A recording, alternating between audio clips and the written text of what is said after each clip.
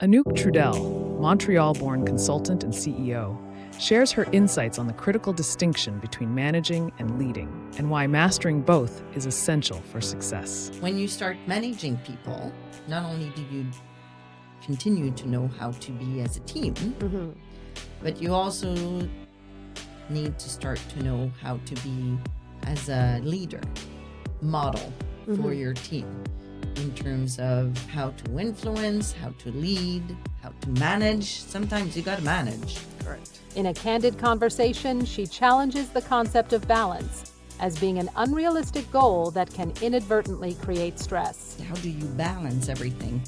It drove me crazy because I think it sets the tone for an ideal that cannot be achieved. Whereas managing the imbalance is something that can be done. And that is also something that you can teach your children so that they don't freak out at the first stress either, right? She emphasizes that everyone is on their own unique path and should focus on that to achieve true success. I'm not comparing to other people because I made my decisions, they made theirs, they had their timing, I had mine. Why compare?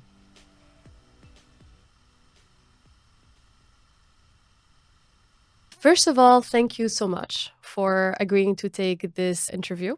You are officially the first guest in Leadership 2.0. That's quite a privilege. We have been in the process of trying to sit with each other and talk about this for a while. And so much has happened in the meanwhile. When we first spoke, you were back then the CEO of Velia. Correct. Yes. Today, I will let you tell your story and maybe share a bit about, how you got there, how do you see your future plans. Change is always an interesting period for anyone. I can tell you that I started there in January 2020, right before the pandemic.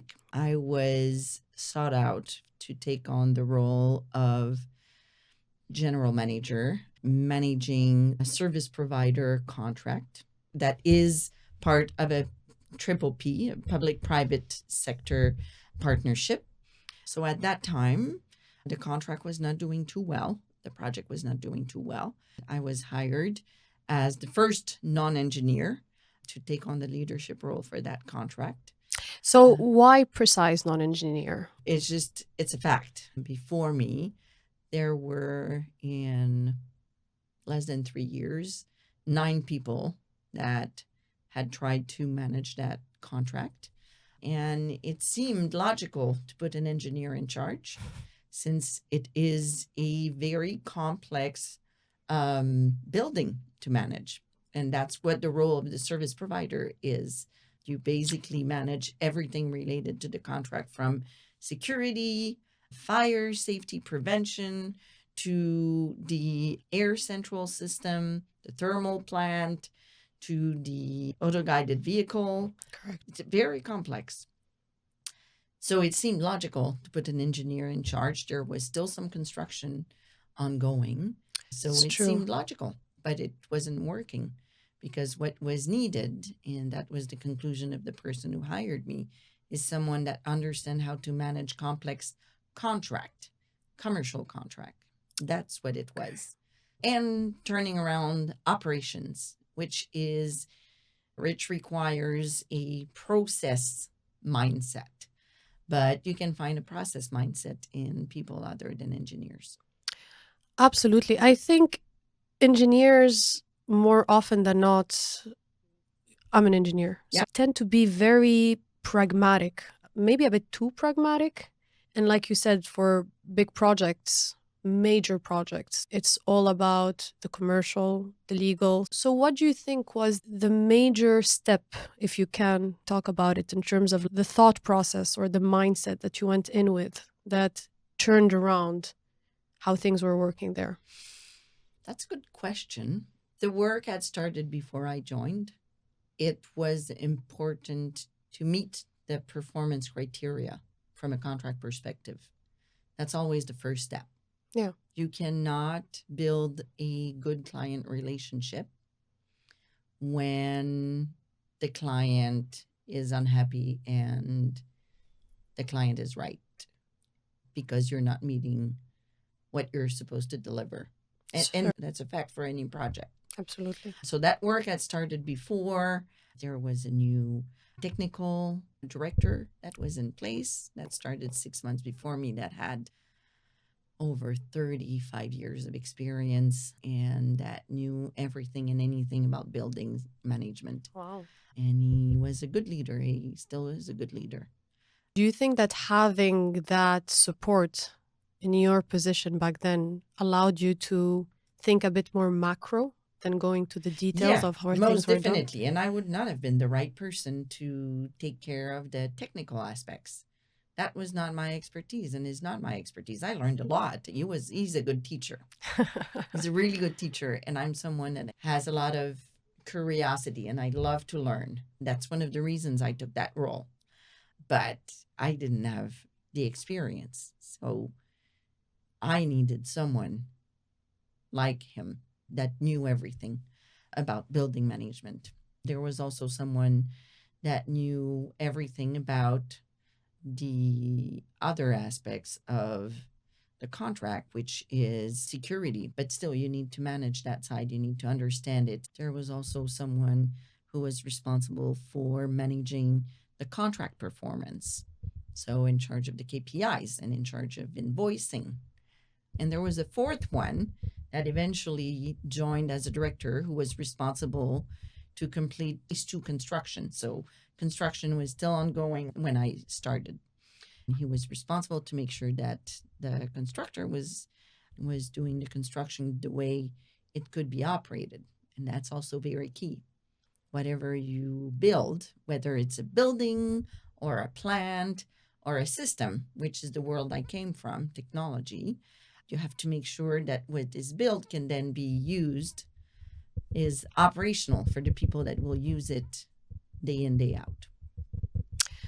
I hear from what you say that you need a team. You need a team. And always. if possible, you need to feel like you are not the smartest person sitting around that table when you're sitting with that team. I read somewhere that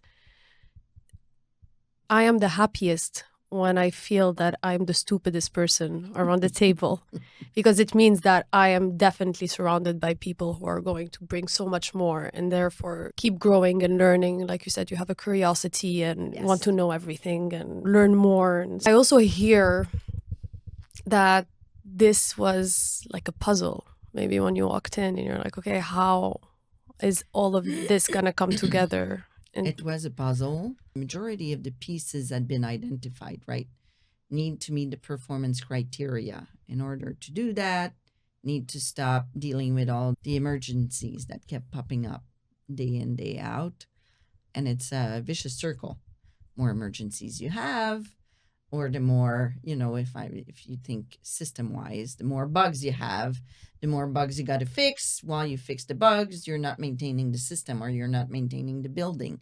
Well, at some point, you got to put a stop to that vicious circle. mm-hmm. So you have to say, whatever is an emergency that can really hurt the building or hurt the people in the building, in the case of a building, we'll take care of.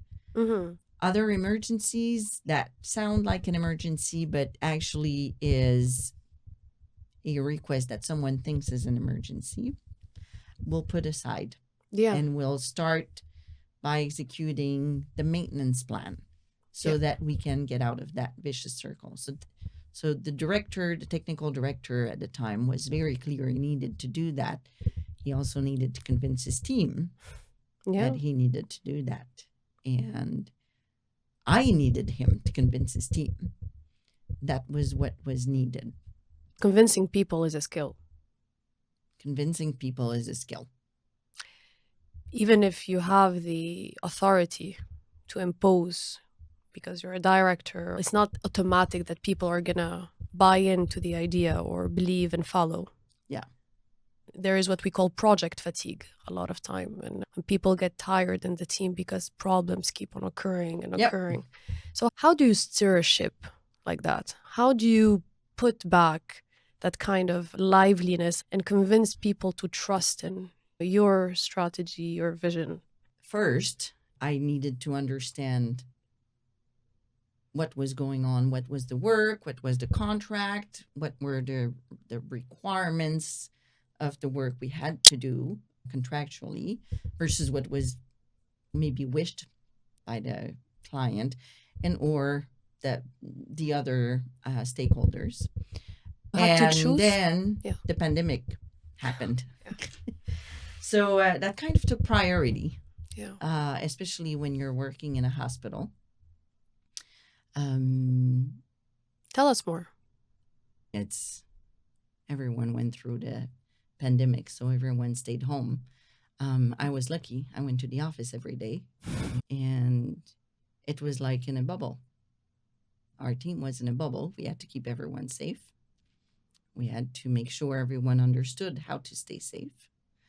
We had to make sure everyone understood that we wanted them to be safe and that we were going to do everything we had to do to keep them safe. So that was the first step. And then we had to work very closely with our client to make sure that everyone at that hospital stayed safe, the staff, the patients. And I think that was an opportunity for the team to demonstrate what they could deliver and what they could do. And that was the first stone in building that trust that we were able to deliver. And once those first few weeks or months passed and we really started implementing the maintenance plan, then we were able to turn the operational stone, which was one of 5 stones in my mind. The operations, the contract, the financials, the other stakeholders, and then whatever other fights we had to take on. How do you convince people that they should do something and that it will improve their day-to-day life and it will improve the life of the project or the contract? I think it's a mix of explaining, talking about what is the objective that everyone needs to reach. So in this case, it was turning around the contract so that it would start making money. Everyone could work in a state of mind that was positive, less dealing with emergencies. It was about having more positive relationships because it was very tense and conflictual, and no one likes to work in a conflictual environment. So there were upsides that we could sell to the team in saying, if we do this, we will reach that. The pandemic helped because we became essential and the team delivered, so they were seen as essential in a positive way.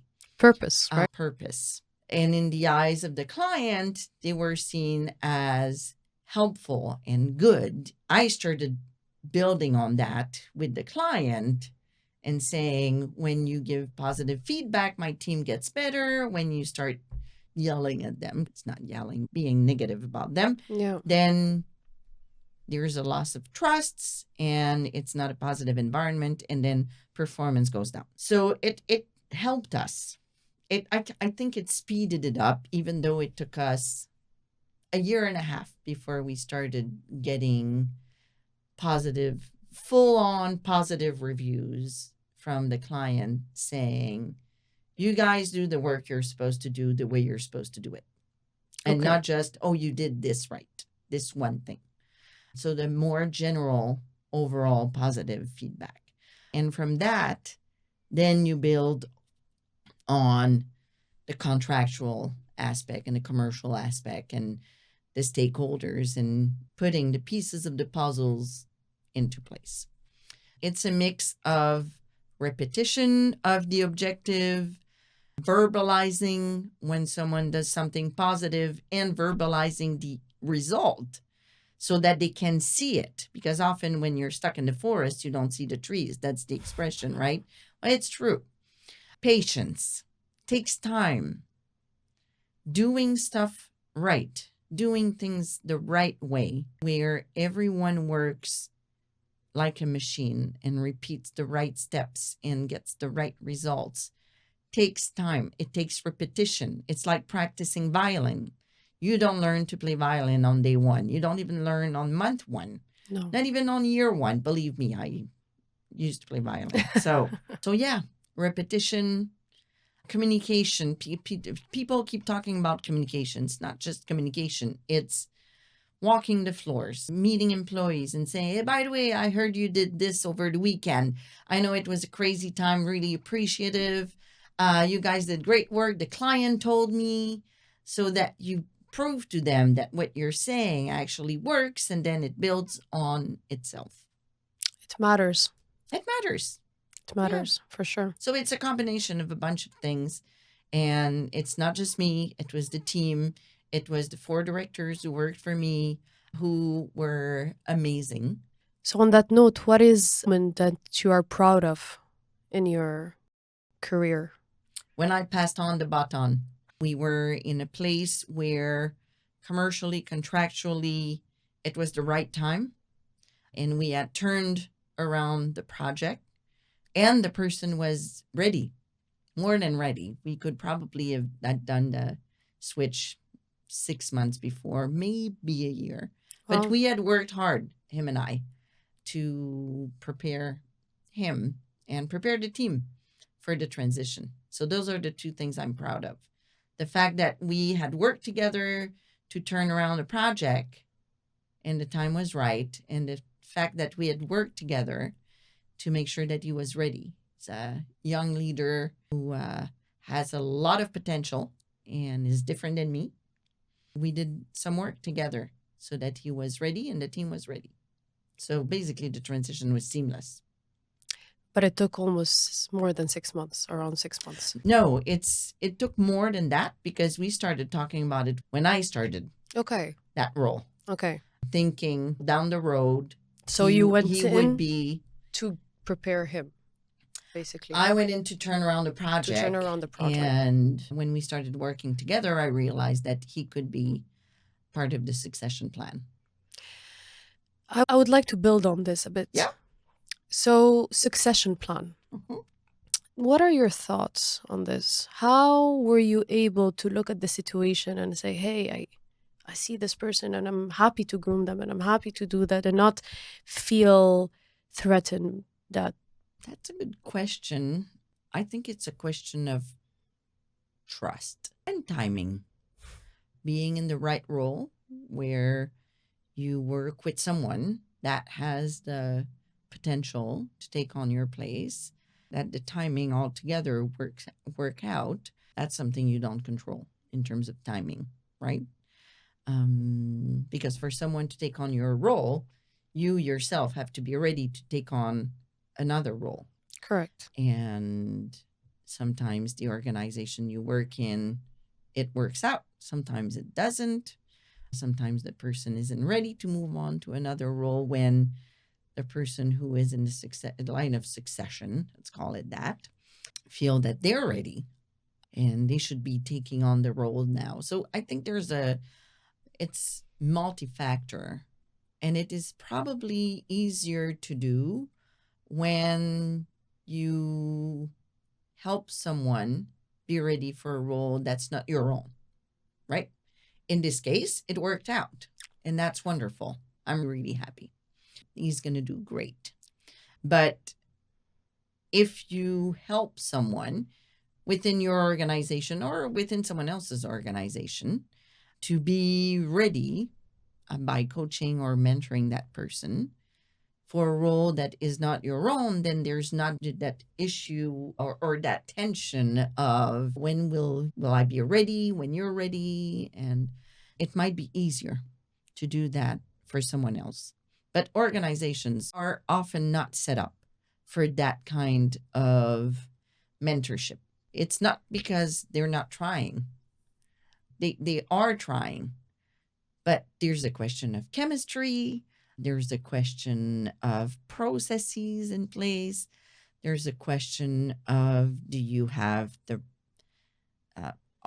all the data on what the roles are? So it's easier to do in a setup such as a consulting firm or an engineering firm where the roles are very much set in the manufacturing industry for the operational roles. It's a bit more complicated for functions role or administrative roles where sometimes the roles change based on the skill set of the employee or the team or the leader or so. When you look at a person, do you usually base your decision on whatever they are good for a role on their skill set or personality? And if both. It has to be both. You cannot hire someone that is not competent for the job from a technical aspect. Technical being, you wouldn't hire a non-accountant for an accountant role, right? Even if they have the best personality for the job. But the savoir-être is also very important, not just the savoir-faire. The know-how versus the know-how to be. That's a very good way of putting it. Yeah. And do you think that with seniority, know-how takes over a bit or know how to be? I think when you start managing people, know how to be or how to act starts taking on more space. As an employee, if I'm not managing people, I have to, at minima, work with my teammates. Correct. So I have to know how to be as part of a team. When you start managing people, not only do you continue to know how to be as a team, but you also need to start to know how to be as a leader, model for your team in terms of how to influence, how to lead, how to manage. Sometimes you got to manage. Correct. How to define what your key values and non-negotiable as a people manager are or will be, so that you can set the right culture within your team. So that's part of the know how to be more than the know how to do. 100%. The interpersonal skill set becomes the learning curve, but I feel the basis of the know-how needs to be so strong that it becomes almost second nature. So when you talk about, in your case, systems or processes, or how was it to go from one industry to another? Yeah. And what were the learnings and how were you able to navigate going from one to another? That was the foundation, the non-negotiable of, we know you have this, we're not even going to discuss it. And then you go on to learning to become a better manager, better leader. Do you think that training is important when you go from one level to another, or it's second nature? No, I'm going to say something very not related to work, but if knowing how to be with people was so second nature, then there would be no divorce. Deal with humans, and every human is different. Very true. So you can continue to learn until you die about people and how they are, how they react. I thought you were going to say no wars. You're right. There would be no more. Absolutely. I wouldn't know. I've been with my husband forever. But yeah, it's human, very special kind of creatures. And our brain is complicated, and the way we act and react and our emotions make it so that you're always learning. Training can help for sure. The role models you had. When I had my first job, I worked for people, and then my second job and third and fourth job, I had people who managed me, and I learned by example. Sometimes it was, that I'd like to be like that. And sometimes it was, oh God, no, I hope I'm never like that. So you learn by example and counter-example. But a question comes to my mind, and I ask myself that question a lot. It's, do you follow a job or do you follow a leader when you want to move, let's say, from a position to another? I think that's very personal. And for me, it was a mix, right? I'm in transition right now. For my next role, I know what I want to do for what kind of purpose. But the person I'm going to work for, I'm going to have to do some due diligence because I need to have a fit with that person. Not only that person, but the team I'm going to be part of. Especially in an executive role, the executive team, it is very key who you work with. Because sometimes there are very difficult decisions to make. Yeah. And if there's not a fit within that executive team, then the decisions are more complicated. The tough decisions get more complicated to take and make, and they're more complicated to handle or manage. So you want to be with a team that you can, as we said before, go to war with. Yeah. Even though I don't wish to be part of a war of any kind, but so Metaphorically also. yeah. So it's a mix for me. It's really a mix. And I think also, it's a mix for a lot of people.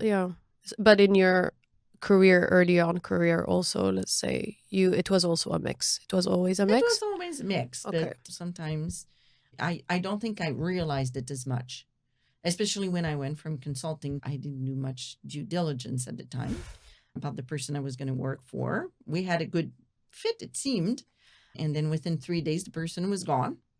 And I was a bit taken aback, as you can imagine. Yeah. And later on, I realized that it would have not been a good fit. It's funny. So You I can got be lucky. friends with someone or out of work, but then you work with them and it's a completely different experience. Yeah, it's like going on vacation It's with like going on people vacation. you're really good friends with. Some people it works really well, and others you're like, oh my God, you're a totally different person. And I'm a different person on vacation. Yes. So, No. And traveling also, it shows personalities. yes. Anyways, you're talking about being in consulting. You're Yes. talking about moving to corporate. Yes. So is that where you were able to go through different industries? Actually, I did multiple industries when I was in consulting. The role I had and the kind of projects I was on were related to business transformation. I have an HR background. I studied business, but HR. Worked in HR during my bachelor degree to pay for my studies. So I was quickly identified as someone who knew about HR, was bilingual. Therefore, that's the kind of projects I ended up on. And that's where I learned that I was actually a really good translator between the IT people and the business people. Interesting. Both ways. I could speak IT and I could speak business, so I could translate between the two who don't always understand each other. A little bit like the engineers and the non-engineers who don't always seem to speak the same language, even though they both speak English or French. How did you learn to speak IT? I don't know. That will stay a mystery. That will remain a mystery forever. I am someone that is very curious. I like to understand how things work. So I Okay. guess I have a technical mind, even though I didn't study the technical side. I never thought I was good in math. And somehow I ended up working in STEM. Don't decide you're not going to do STEM just because you think you're not good in math. Did you think you're not good in math because you didn't have good grades at school? No, I didn't understand a lot of things in math that I actually understand now. So I think it was a mix of probably missed a few key concepts in class that were important. Do you think you were a good student? Were you interested in school? Or Yeah, it wasn't an issue for me. it wasn't an issue? I wasn't a great student. Okay. You're asking the wrong person, because I'm thinking I can hear a few of my friends who would say, you were really good in school. Okay. I think I was like on the upper end of good enough. Okay. Yeah. I never wanted to have 100%. Didn't care because it was too much work to get there. 80-20 rule? 80-20 rule kind of thing. Probably more 90-10, but yes, 80-20. Yes, definitely. Do you want to share a bit about the different industries you worked in, or maybe share Oh my about? God. So I ended up doing business transformation projects where HR was a key component. So the HR function of the business, and it was mid-90s. So big ERP system implementation. So I Yeah. ended up being the business person on those projects and made friends with the IT people because they were cool. And that's how I figured out that I could speak their language and be the translator between the client business people and the IT people from the consulting firm I worked for. Because HR is a function, you can go around from one industry to another. So I did telecom, I did logistics and transportation, I did government. That was still logistics since it was Canada Post. I did natural resources. I went crazy the first time I visited a steel mill. It was beautiful and Where? very dangerous. Near Chicago, at a Okay. company that doesn't exist anymore, at least not under the name it existed at the time. Okay.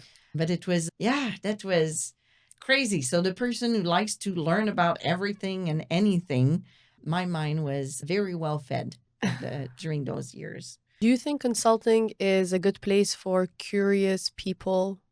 Most definitely, especially if you can learn quickly. Okay. That's one of the skills they will look for. Can you learn quickly? And it's an amazing school because you get to do in a year what other people do in 3, because the speed at which projects go is very high speed. It's like building a plant. You learn more Of course. during that construction Yeah. than in operation for that same plan for Yeah. just a year, for the same length of time. It's just a question of the speed at which it goes, but it's also very demanding. I think it takes us nicely to another part Yeah. of what I would like to talk to you about. Managing your personal and Yes. professional life. Yeah. You've been all over the place. You've done consulting, which by any standards is a lot of work, a lot of hours, a lot of time, a lot of focus. Yep. And then you're also a wife. You've been married, happily married. So we all have a Happily good married luck. for many years. Yes, And you have 2 children I do. Who are grown-ups now. who are grown-ups. Yeah. I'm sitting across from you and I'm like, tell me, how did you do it? How were you able to give I can see it just from your eyes when you talk about your work. You gave not only 100%, you gave more. Just before we spoke in the interview on camera, you're talking a bit about how your son is in London. Yeah. And your daughter is a bit younger. And so Mhm. very hands-on mother, maybe I would say. You probably want to know how I did balancing professional and personal life. 100%. So I will disappoint you. I didn't, Okay. because it's impossible. I've been involved in diversity and inclusion initiatives since the late 90s, early 2000, where in consulting, it was difficult to retain the women after they made manager. And it was also more complicated to attract them, because if they wanted a long-term career, some of them didn't want to come to consulting at all, because they thought, I'll start in a company and then I'll grow in that company, which is also a good way to do it. There's not one way or one answer. And even back then, that's over almost 25 years ago, people were asking, how do you do it? How do you balance everything? It drove me crazy. Okay. Because I think it sets the tone for an ideal that cannot be achieved. Whereas managing the imbalance is something that can be done. To be honest, one day at a time is the way I did it, or 1 week at a time. But with always an understanding that in this day and age, you can work for over 40 years and be healthy and enjoy a really good life, right? If you start working in your early 20s, 40 years takes you into your 60s. not good at arithmetic, but I did that one. 40 years is a very long time. It really is. So when you take that perspective, it sets it so that you can go, okay, I can have a great career early on. And then if I don't want kids, I can continue that and I can take on other hobbies, because just working isn't fun. Seriously. No. You got to, even when you love your job, and I loved every job I had, you got to have something else, because you need something else crazy to take you off the craziness of work. So 100%. in understanding that, then you can go, okay, so I'll be a bit imbalanced and work more, assuming your spouse supports you in that, in my early career. And then when I had my children, because I wanted children, always wanted children. So I knew one day I would have children. And I got lucky. I had 2 children. They're beautiful, love them. And when they hear this, if they do, they will cringe, like any children should when their mom says publicly that she loves them. But I wanted to spend time with my kids, and traveling 4 or 5 days a week, every single week or close to, was not an option, which is why I took the option of coming back early after my first maternity leave, because there was a project locally near Montreal that I could be on for a year. Okay. And that took me to my second pregnancy and my second mat leave. And when I came back from that, I had an agreement with the executives in Canada that I could travel X every week, but not more than X. It was harder back then, that's the early 2000s, with the US executives who knew me well and wanted me on their projects and did not understand how at that time. I know that they made progress since then. So it was a bit more complicated when I was asked to go on US projects, to not travel full time every single week. And eventually, timing helped me. And I was, you know what? I've done 10 years of ERP mixed with business transformation projects. I haven't seen it all, I'm sure, but I've seen a lot, and I'm getting bored, which is not a good thing. Mm-hmm. And then one of the executives, which I ran into on an airplane flying back from Toronto, we were chatting on the plane, and he said, so how are you doing? How's it going with the kids? And would you be interested in doing something else? And I was like, I actually am thinking about that. And that's how I ended up switching to outsourcing. And I did that for 6 lovely years, where I was more in control of the travel I was doing. So that worked out well, because then I was able to spend more time with my children. Still worked hard, but I was home every night, or almost every night. When that ended, I made the decision that what I wanted to do was switch to corporate and leave consulting. And I got a local job where I could take my kids to school every day and take them back from school every day. And that was lovely. But that's also a question of timing. Yeah. So it's a mix of decisions I made, timing, taking the opportunities when they showed on my doorstep, recognizing that they were good opportunities and not having regrets about them, even if they didn't turn out exactly the way I was hoping, for example. But also having an understanding that 40 years is a very long time. And my career went slower for a few years than some of my ex-colleagues in consulting. And I was fine with that. Actually, it was getting more on the nerves of people around me who were like, but you could do this job. And I was like, but I'm not comparing to other people. Yeah. Because I made my decisions. They made theirs. They had their timing. I had mine. I had the opportunities that they didn't have the opportunities I had. Different world. Why compare? Hoping, knowing that I could do eventually more, doing the MBA. So in my prep work, you talked about the MBA. Yeah. So that is an opportunity that came along where my VP at the time said, we see you as high potential, but we think that it'd be good if you had an MBA. Even though I'd studied in business, which is why I chose the program. I asked for the program. I did. The executive MBA? MBA from the partnership between McGill and HSA. Graduated. In 2013. So started September 2011. And my children were 8 and 10 or 9 and 11 at the time. And that was a family decision. So again, I'm back to timing, but also making decisions.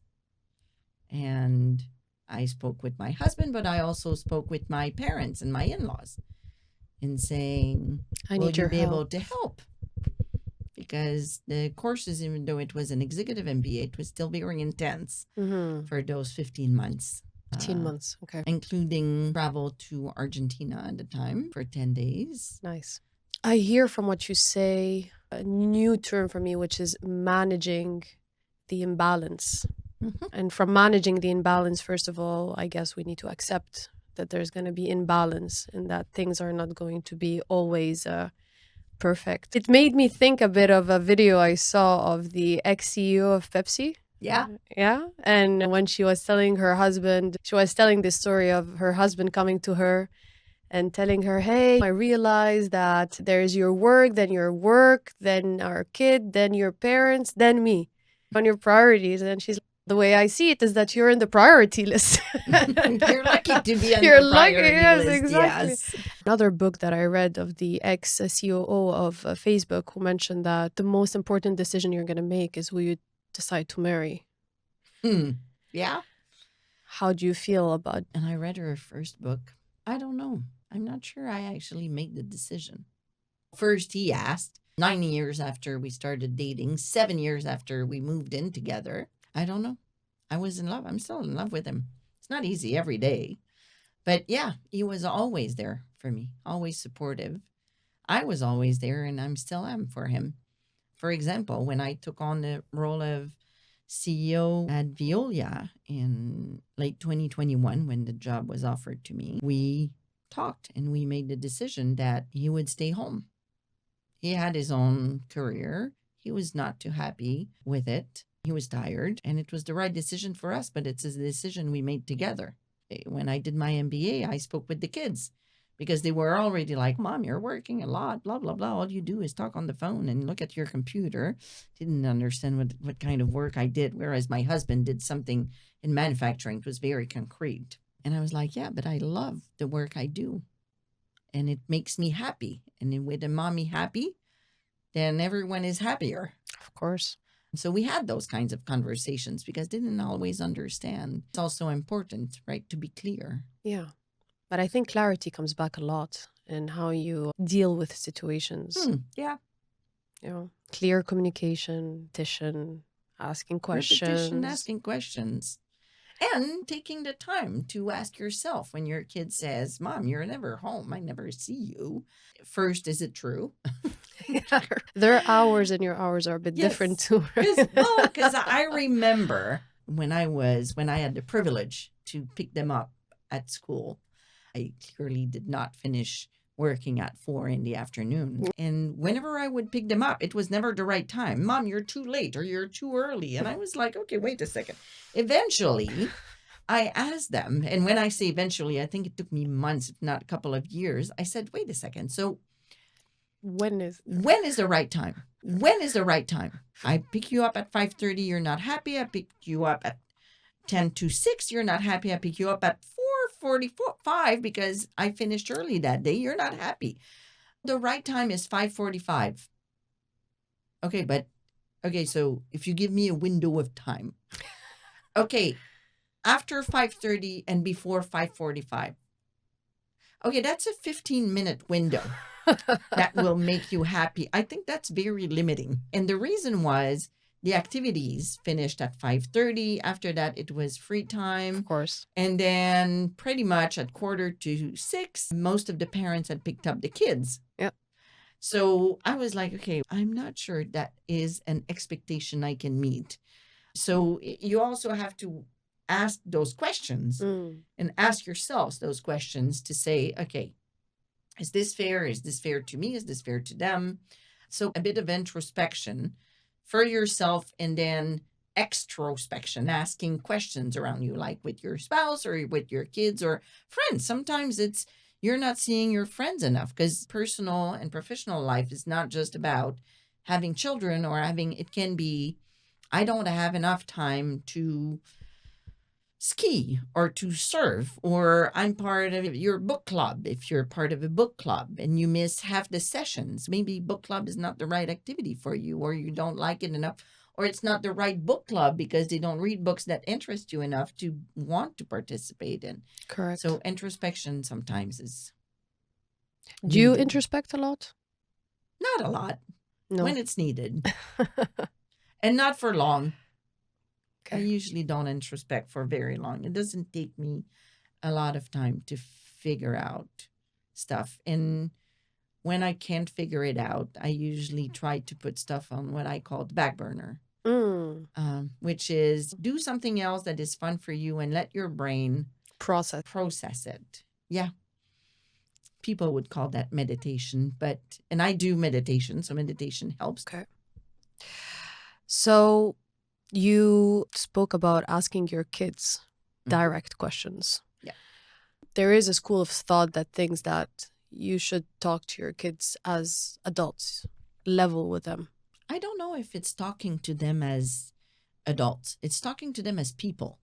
Yeah. So when they're 6, you use the language, or try to use the language of a 6-year-old when you have a conversation with them. But you can have human conversation with them. Absolutely. But you will use analogies that they can relate to. You will use words that they can relate to.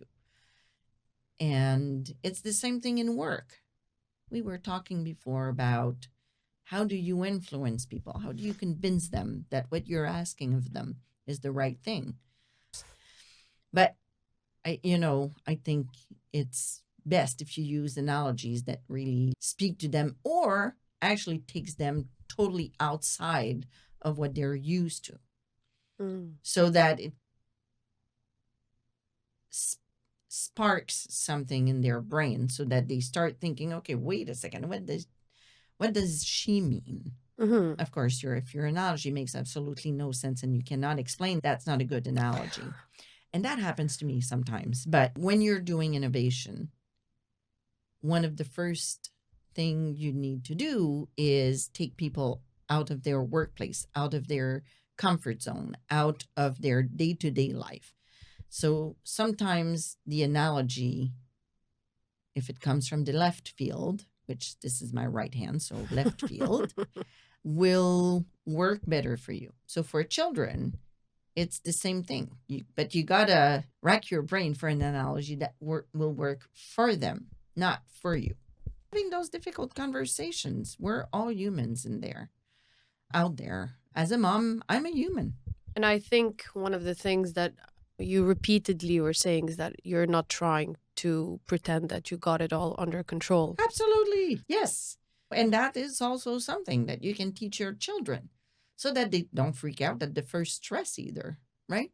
It's a way for them to understand that not everything is perfect, that they cannot have everything. If there's an emergency, I will pick up the phone and answer to my children. If I send back a text, now that they can text, saying, I'm in a meeting, is this urgent? If it's urgent, they'll say it's urgent. I'll walk out of the meeting. I will stop the meeting and say, I need to take this. Yeah. If it's not urgent, they'll say, oh, no, call me back later. They understand. But that's because I explained that when I'm in a meeting, I'm in a meeting. But when I'm with my children, I will not answer for a work call, unless I know it's an emergency or it's quick and I absolutely need to speak to this person and we haven't been able to speak we've been running after one another for a day or two, trying to reach each other to talk about whatever. And even at that, you're always on the phone, Mom, right? Well, Mom's always on the phone. You're always on the phone. Do you think that showing your kids, hey, I am your mother, but I'm also Anouk, the consultant, or Anouk, the CEO eventually? Mhm. Or do you think it gave them this kind of like idea that I need to be both in order to show up and be the best for you? Absolutely. Yeah, I think so. And it made for interesting conversations at times. But I was also there for what I think really mattered. And I'm sure if they were here right now, they would have examples of times when I was not available or I wasn't there. But I think all in all, back to the 90-10 rule kind of thing earlier. And same thing with my spouse. I'm also a wife. Yeah. And I'm also a friend. I have friends. Yeah. Yeah. I need to see the friends too. Yeah. You just, I think when you get that busy, eventually it just means that you need to bring up the best of yourself in those moments. Those is quality over quantity. So Yeah, definitely. My Yeah. mom would say that 15 times of quality time with your children, with your child, where you're there. 100% there for them Yeah. per day is a wonderful gift to give. 50% of isn't your it? time? 15 15 minutes. per day. Okay. 5 minutes per day Okay. of dedicated time to that child. And it's subjective, obviously. But if it were for you, when from your experience do you think are the best 15 minutes? Huh. It depends. It depends on the day, and it depends on the child. Okay. I was there most of the time for bath time, bedtime. So those were were precious moments and are now precious memories. As they grew up and their bedtime went to later, family dinner every night. We had dinner sitting down at the dinner table. During the years, I traveled less. So whenever I was in Montreal, and I was there a lot during those years, it was 5 times a week. Dining table, or exceptionally once a week, watching a show that we all loved because everyone was tired and we'd spend the whole day together. So what are you going to talk about? Yeah. Especially when they become teenagers. It's not when you're at the dining table that they're interested in. It's whenever their attention is ready for you, or the tension of the day that they lived through reaches, I don't know, some kind of pinnacle, which is usually around bedtime for me, or was around bedtime for me, or at least bedtime for my husband, who was trying to fall asleep next to me, and me trying to manage whatever crisis. As they become teenagers, it's even less about the quantity of time, but being available, which isn't always easy. No. Available when they need it and when they say they need it. You mentioned that showing that it's okay to not be perfect or manage imbalances, taught them that it's okay to not have everything under control. Yeah. Can you pinpoint to an example of this? After my second mat leave, I went back to work, not realizing at the time that I was already exhausted. I was so happy to go back to work. I had loads of fun during the mat leave, which is probably why I was exhausted. Holiday. Had needed more time to rest during the mat leave with 2 children. And I went back to work. And then after a year and a half, my doctor said, "You're too exhausted. You need to stay home and rest." Not a Okay. burnout, just exhaustion, physical exhaustion. Preventive, almost. Yeah. Yeah. And I told the doc, "Okay, I can't do this now. Give me a month. I'll find my replacement." Oh, wow. And then I was in outsourcing at the time. And when I found my replacement, then I'll come back, make an appointment, come back, and then we can arrange for this, rest time. Rest time that you talk about. And I did, actually. I found a friend of mine who was a colleague who was coming off a project, and she was right person, right time. And I was lucky. It all worked out. And then I went home thinking, a month. The first month, I spent it in my hammock, not even able to read a magazine. That's how tired I was. Sleeping the whole time. Not Resting. even sleeping, just listening to the birds. It was the spring. I was outside listening to the birds or inside watching stupid TV, and that was before Netflix and any of those streaming services. So really watching daytime TV soap are amazing.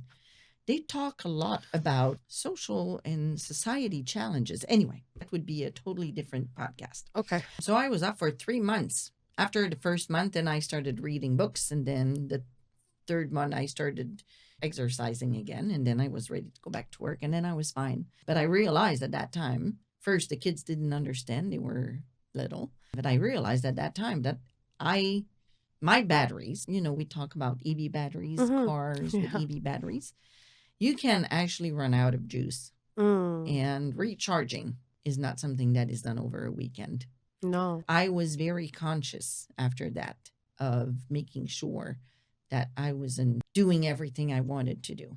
Yeah. So back to managing the imbalance. I can't do everything I want to do because I don't have the energy to do every single thing I want to do. There's not enough time in the day, but besides that. But I had to explain to the kids, Mommy is just tired.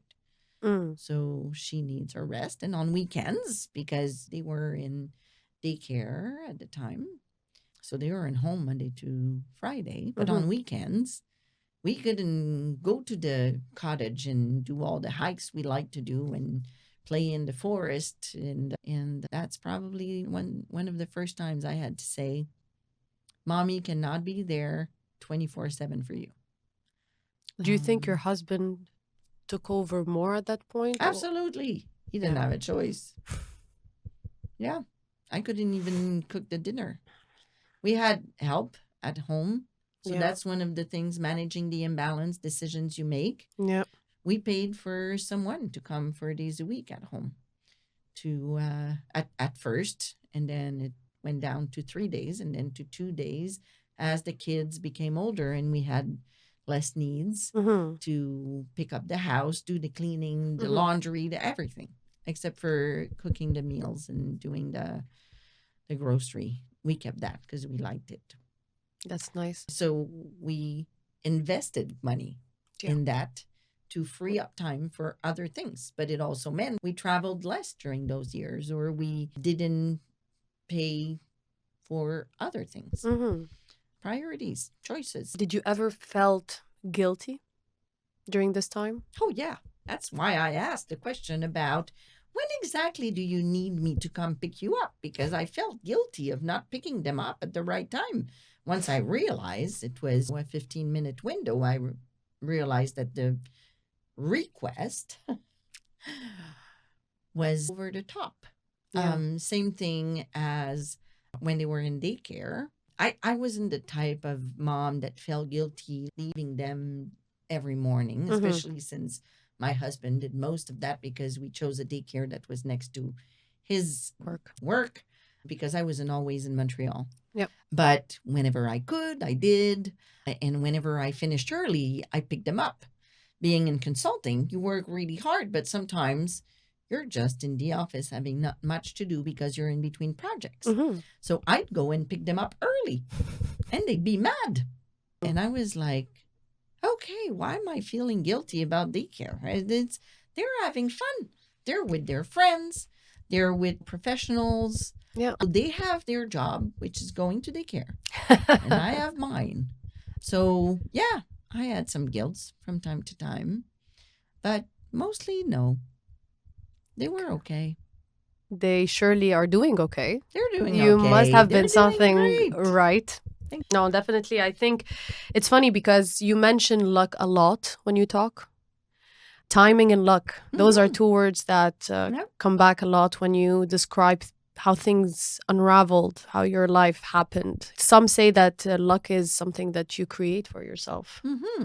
So even if you are lucky, but and like you said, maybe this is a bigger conversation, but I think it's important to keep in mind that luck doesn't necessarily mean that you're sitting and doing nothing and just you got lucky. Are you a believer of manifesting? I started meditating 2 years ago, so let's not talk too much.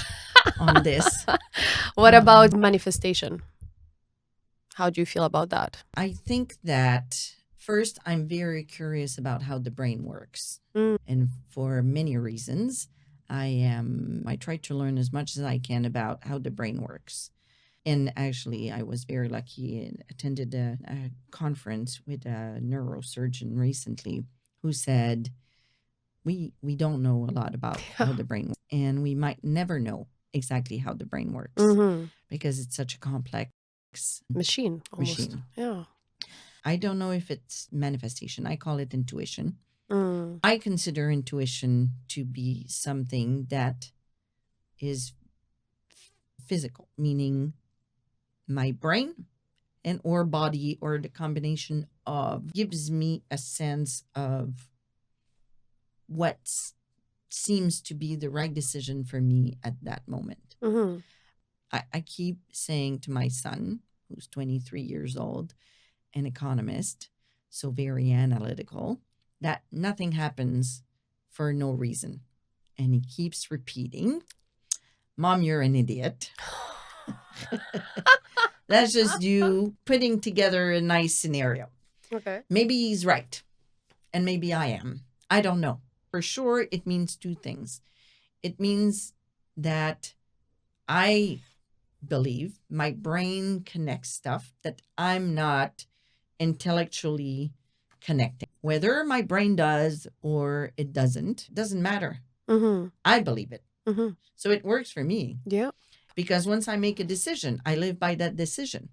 So whether it's luck, whether it's timing, whether it was meant, or whether it's none of those things, doesn't matter. Because once I make a decision and I commit to my decision, then I live with it. Mm. That helps with anxiety too, because I have stress like everyone else, but I rarely have anxiety. Were you always like this? No, I was lucky. My mom was a psychologist, and when I was, I don't remember, probably 9 or 10, my mom and dad figured out that I needed a psychologist. So I went to see a psychologist, and she helped me really figure out how to relax so that I get my sleep in the evening. Mm-hmm. I'm not good when I don't sleep regularly good nights. I'm not good either. No. Sleep is the secret for me. Sleep and eating healthy and regularly doesn't mean I don't have a glass of wine. Actually, glass of wine is part of being healthy. But for me, she put things together for me that gave me the confidence. I love that because I truly believe that having those moments in your childhood where you have the right action that is taken can basically build you for your future. If it hadn't happened when I was 10, probably I would have needed it later. And the important thing is we're back to introspection. Introspect, and you figure out, you know what, I could talk to someone that will really listen to me and is a professional about it. Might be the right thing, then just go for it. I think that's very important. Have you seen therapists since? No, I've not needed to. I have very good friends. I have a very good network of friends that where we support one another. I'm very lucky for that privilege. I have the privilege of having a good network. Were they friends that you knew from old friends, new friends, a Some of them, combination? yes. Some of them since primary or high school, and we don't see each other as often as we'd like because we're not all in Montreal. Yeah. And others are a friend that I found later in life, and that we had our children around the same time. We actually met later after the kids were born, but when they were little. And we had a strong network of mom and dads who had similar values, similar ways of educating and raising the kids, and could challenge one another when we were not sure about certain decisions and certain ways of raising the kids, and push us outside of our comfort zone and challenging. Are you sure this is the right thing? Did you think about this? You spoke about intuition. Spoke about having people that you trust around you. Mhm. Did it happen? Does it happen? Or how do you deal? Because I'm sure it happened that the person that you trust is telling you something that you truly don't agree with or don't believe, or Mhm. and is it easy or is it possible to change your mind radically from like a point to another? Oh, that's a good question. I'm not sure I'm the right person to answer it. I'd have to talk to your husband or friends, maybe, or Yeah, kids. or my son or daughter. They would probably be very frank about it. But I truly believe that everything has a nuance to it. I'm not someone that is black or white. Okay. So my opinions are rarely black or white, except for topics that are linked to my deeply rooted values. Other than that, for me, everything is nuance, and having someone else's perspective on a topic, I'll be very curious. It doesn't mean that my opinion will change. Maybe it will evolve Mm-hmm. because I can definitely debate. I love debating. Can And I'm definitely a see news that. junkie. So I love understanding and knowing what's going on in society and what are the challenges and having discussions around that.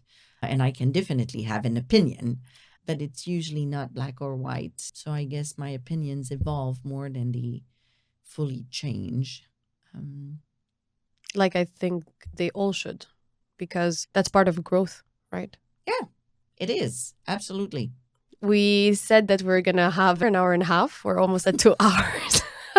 I think it's great. I think I talk too much, but that's fine. I think it's great. I think this is way better than I ever thought. This is fun and it is easy. You are an amazing listener. Thank you.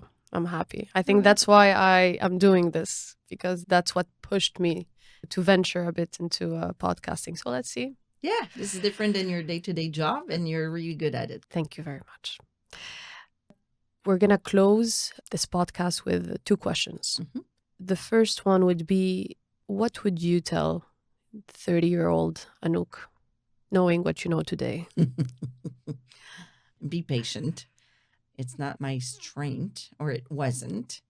And because I learned that to get to the result I want, and I'm a result-oriented person for sure, I had to be patient because things take time. Great things take time. Mm-hmm. Doing it right takes time. Mm-hmm. Doing it right with the right team and with the team takes time. Convincing people takes time. Be patient, and also the fact that you will learn to be patient. And the other thing is, don't ever give up. Don't ever give up. 40 plus years for a career. And who knows how many years for those who are like in their early 20s and start in the professional world. You can switch careers. There's Another a lot podcast for that. The whole world is open. Yeah. So. There is also the tu le choix, which is like a lot of choice kills the choice. And you're mentioning earlier that before Netflix, and one of the repeated topics we hear is people are unable to choose because there's always something else. There is always something better. Yes. If I were to talk about jobs, LinkedIn opened everything, exploded everything. Same for dating apps, same for like everything is in the palm of your hand. I think that also is disabling almost, because Absolutely. What is the right choice? Did I make the right choice? Following up on your choice once it's made. Committing to the choice. Committing to the decision that you choice. make. You'd be surprised how difficult I this know it is is. difficult. It is difficult. Do you see it with your Because you have kids doubts. also? You wonder, okay, it's been 6 months I've been in this job, and am I doing it right? And is this the right team for me? And this person looked at me the wrong way, and it made me mad, or said something that made me mad. So maybe this isn't the right team. No, wait a second. In every team, you're going to have challenges. In every job, you're going to have challenges. You're going to have stuff you're going to have to do that isn't fun, that you don't like. So don't try to find perfection, whether it's in your job or other areas of your life. And I won't talk about finding the right guy or girl for you. That's a totally different conversation, and we would need beer for it, or wine or alcohol. Test it out. But test it out for more than a few months or a couple of years, and sometimes be patient, because a career is built over time. You won't be able to change roles every 12, 18 months, 2 years, because you got to learn the job. And the job is not just about that one task or those 10 tasks you have to do. It's about learning to be part of a group, figuring out that objectives evolve over time.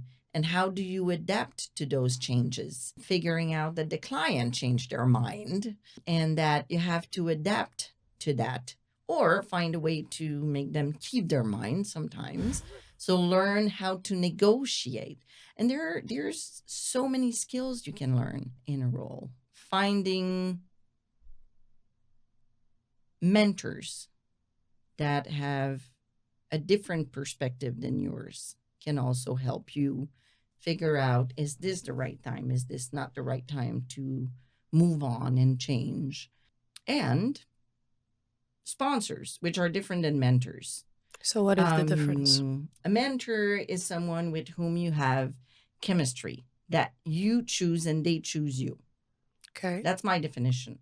And will help you manage your professional career or advancement or switch. Whereas a sponsor is someone within your organization that will help you be ready for the next role and or finding the next role, and will help you and will represent you to his or her colleagues or the people that can help you move within the organization and grow within an organization.